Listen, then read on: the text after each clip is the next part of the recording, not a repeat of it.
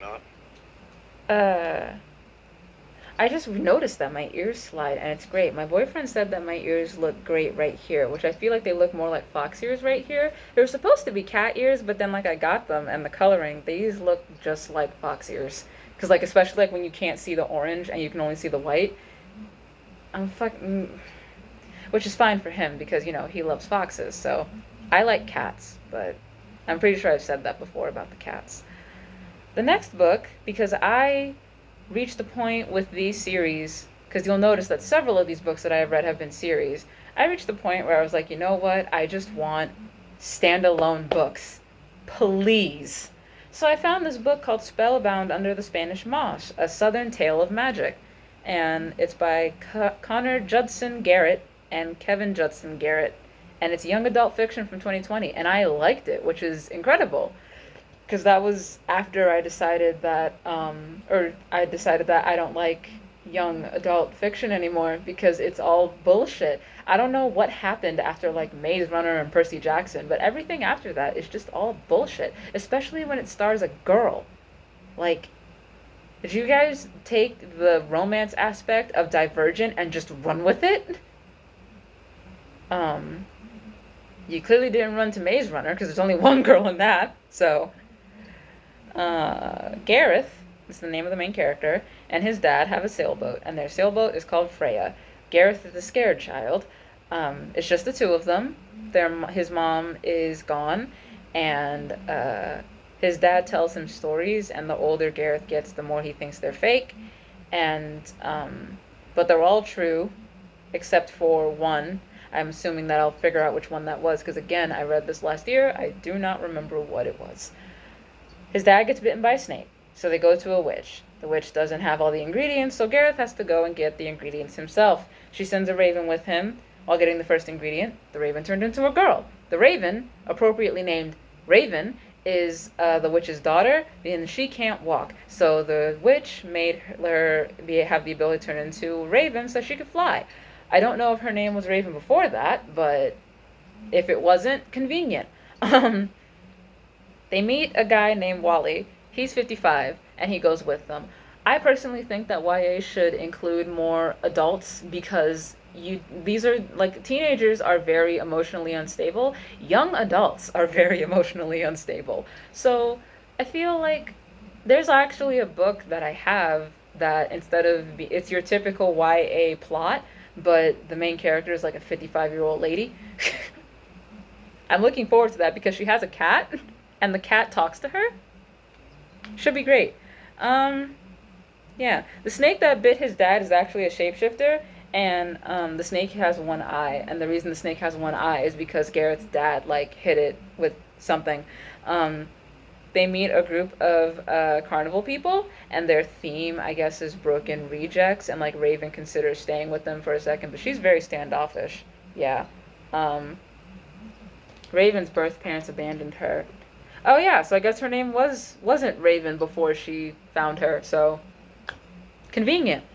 Um Gareth likes her already, even though it's only been like a day, and like I'm not saying that you can't have love at first sight, but like this girl has been nothing but standoffish to you and like you don't know anything about her.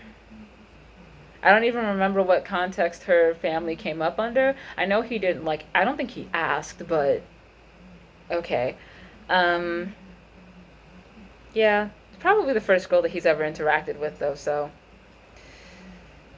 um, I think that this is supposed to be near the U.S. because some of the terminology kind of reminds me of the Bayou. So, yeah. Wally tells them stories. They get attacked by a scarecrow, and Wally wants to tell a story afterwards. Gareth says later. Wally doesn't think there will be a later. Um, so I do believe Wally dies, and they go back to uh, fucking Raven's mom. Her name's Evangeline, by the way, and she she doesn't want to heal Garrett's dad. She wants to heal her daughter's legs, but Raven was like, "Nah, bitch, we gonna heal the dad because I can fly." So yeah, um, Raven knew about this plan from the beginning. I don't know what was the snake. Why does it seem like the snake hasn't come back yet? Um. Oh. Before that, though, the last ingredient is called the Eternitum Lily, and it blooms on the grave of a person who died in a sacrifice of love. That's how Gareth's mom died. Gareth's mom died giving birth to him. His father told him that it was a fever.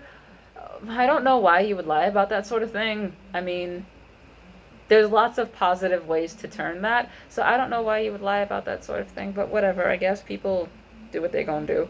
Um, Raven gives Gareth's dad, his name's Samuel. Raven gives Gareth's dad the potion because she doesn't want to be a murderer. So, um, Love apparently melts her mom's heart. I don't know what the snake was that never came up again. So it was cute. It was a little bit fast, but it was cute. The book could have been longer, in my opinion, but I liked it. I thought it was nice. There's really not a whole lot of funny shit for me to say when the book is good, which isn't really good for my channel, I suppose, because the next book is also good. I don't know if I showed this in the last video with the first book, but this is what the Wizardnard series looks like. It's very soft, and I think I got this at a Target. I don't remember why I ended up picking it up, but yeah, it's got a its own bookmark. And when you read books frequently, especially as a little kid, when books are soft like this and hardback and have their own little bookmark, you feel like you're opening a tome from an ancient library of magic. Especially because like the pages aren't, like the sides of the pages are maroon. I guess this is maroon. Like burgundy. The sides of the pages are burgundy. You should see the side of the book Epoca, which is another book in the same series. That book is rainbow. Anyway, enough about the gay agenda. I shouldn't say that. Kobe Bryant was probably a rapist, but anyway. Twig is the second book in the Wizardnard series by Kobe Bryant and Wesley King. And Twig, because he was in the first book as well, he was the timid child from the other side of the tracks, but in this case, the other side of the tracks is actually the rich side of town. I hate that my glasses keep doing that. It's really fucking annoying. It's probably just my lamp, but whatever. His actual name is Alfie. You can extrapolate why they call him Twig, because black people's nicknames for other people are very obvious. So he struggles to fit in because he lives in the suburbs, and Big John bullies him, and yeah, fuck that kid. Big John is the worst, and I don't know if there's going to be another book because we all know what happened in January last year with that stupid helicopter pilot. But anyway, the lady who's writing Epoca has continued the series. I don't know if Wesley King is going to keep writing. I hope he does, because Big John is supposed to have a chapter 2. And man, I really hope that Wesley King seems to be a good writer, so maybe I'll feel some empathy for him by the end of this. As of right now, fuck no. Anyway, yeah, Alfie's vision at the beginning when the coach, I don't remember what his name is. I think I wrote it in here. Rolabi. When the coach gives them those visions of like the lesson that they have to learn by the end of their story, his is different versions of himself, and there's the version where he looks handsome, stolid, and muscular, exact quote, and yeah, Alfie's dad, and a lot of, not even just black people, I would say, with just a lot of traditional families, respect is a one-way street with Alfie's dad. Okay, and he's also the be a man type. That's why Alfie plays basketball. I don't think Alfie plays basketball because he wants to. I think he plays basketball because his dad was like, you have to be a man, and you have to like sports, and you're too skinny to play football, so here's a basketball. Alfie has a book called The World of Grana, and this is the first time that we get like direct relationship to the other books in the series, because Wizardnard is actually a title, and it's not. Rolabi's not a coach. Like, he is a coach, but he's not actually a coach. That's probably not what he went to school for. Rolabi's not, like, Twig is the first one to realize that Rolabi's not a normal person. Uh, yeah. So the main girl has this thing called Grana, that's what they're calling magic, and she was able to create her own reality. And Alfie wants life to change, but he hasn't done very much to build on the one that he has now. Like, this is why I don't believe that only children can read children's books, although I would classify this as a young adult book. Like, there's lessons in here that even some adults, some 40-year-olds don't know yet. Like, if you want your life to change, you have to put in the effort in your current life to get to the point where you can change your life. You can't just expect shit to change. Like, I have several friends who could probably do with a move out, but they can't just like move out because where they gonna go? They have to put effort into the life that they currently have in order to change their lives. So, Alfie has to do that too. Kind of a big lesson for what I think is supposed to be a 14-year-old to learn, but whatever. Um, there's another guy on the team named Reggie who he shows the book to, and Reggie doesn't mock him. Big John is like an actual asshole. Um, Alfie gets to know Reggie, and he doesn't know very much about his other teammates. Uh, I know from the first book that Big John has a lot of pain and anger, which you are entitled to feel however you want to feel about the shit that has happened to you in your life. You are not allowed to do whatever you want about it, because some things are illegal and immoral. So Alfie likes having Rolabi around because, you know, his own dad can't really do shit, so at least Rolabi can help him. Um, his deeper fear, I don't think I identify what his deeper fear was yet, but oh, here it is.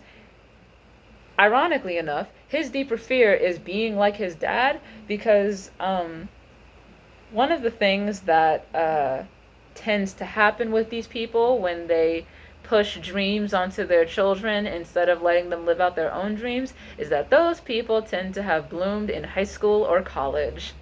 And we don't like those people because all they do is talk about high school and college and they're in their 40s or 50s and it's like, do you have nothing else to talk about? Yes, I know that you won a single championship when you were in college, but then you tore your ACL and couldn't get drafted by the NFL. Sorry, like, did you not have a backup plan? Um, yeah. Uh, Alfie doesn't want to be like his dad, which is a fair worry that a lot of young men have, especially young black men. Um, can't speak for other groups. I imagine that it's probably a common theme if your parents are very traditional or stuck in the past.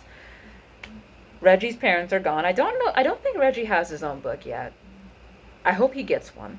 But yeah, Reggie might also be like have Grana inside of him because his parents are gone, but we're not really told why. So um by the end of it also, Alfie learns to like his nickname Twig because it means that there's room to grow. This book series is so cute, y'all. The first line of this I put was my sweet boy Alfie. This series is so cute. I love it. I don't know if I'm going to have a very high opinion of Big John unless there's another book in the works for him, because actually I think there's one separate book, which this is Training Camp 1. I believe Training Camp 2 is about Reggie. So, yeah. I'm just going to read what I wrote here. He figured out his fear, and yeah, having your parents pressure you into things that you don't want to do is really hard. Parents living through their kids is really terrible. You don't want parents who live in the past. It's embarrassing at best and a horrific abuse cycle at worst. I love Twig. Big John pisses me off. Like, if your life sucks, fine. Feel bad about your life sucking. But, like, you cannot then go and be shitty to other... Babe, can I tell them about your last girlfriends? Absolutely. So, my boyf, my Fen, has a lot of issues with relationships in his past. I am his first black girlfriend, so there's a bit of a culture difference there. Sometimes he talks in Ebonics and it's hysterical to me. But, like, Sometimes I'll say the phrase because I'm nice to you, and he'll go, "Do you realize how low the bar is for being nice to me?" Like, he has issues in his past, but he cannot penalize me, an unrelated party to all of that, for the things that his last girlfriends have done. Because they've all been kind of shitty. Honestly, he doesn't have the best taste in girls. I have no idea how we ended up together, but it happened. The jingling, if you can hear that, is my ears. There's bells on them because it's supposed to be cat ears. Foxes don't wear bells, at least not around their ears. Um, yeah. So, actually, Rolabi says in the book at one point, we all have our own problems and wish we could be someone else. Terribleness is only measured by our subjective scales. There you go. I do like Twig more than Rain. And the reason why is because as scared as Twig was, he always had an upward momentum. And I know that's a terrible thing to say, but it's the same thing. It's a smaller version of the same issue that I have with Big John. When Rain got frustrated and annoyed, he lashed out at his friends. Like, and also he had that whole I can do it by myself mentality. And like, yes, I have that mentality, but I'm working on it. It just got really annoying with Rain to the point where it was like, I really don't think an actual child would act like that. But then again, I've never interacted with poor boys from the other side of the tracks. Because for me, I'm on the side of the tracks that Twig is. So I've never interacted with those guys. So I don't know. Yeah. I really like this series, and I hope it keeps going. I know I'm at 16 minutes, but I'm just going to quickly talk about this book because I have no idea what the fuck happened in it. As with the other Hitchhiker's Guide books, young Zaphod plays it safe. It's a bonus story to the Hitchhiker's Guide to the Galaxy. It's in my thingy thing. It's very short. Zaphod is looking for a ship that supposedly never crashes. Gee, I wonder what that sounds like. And, he finds it, I think, and escapes to Earth, which is actually where he met Trillian. That's where he met her. I'm unclear as to the purpose of the short story. I don't know what light it sheds on the story. I think it's supposed to be something about like why his brain doesn't work correctly. Oh, did I not mention that? I might not have mentioned that. One of Zaphod's brains doesn't work correctly. I love that series, even though I have no idea what's going on half the time. Yeah.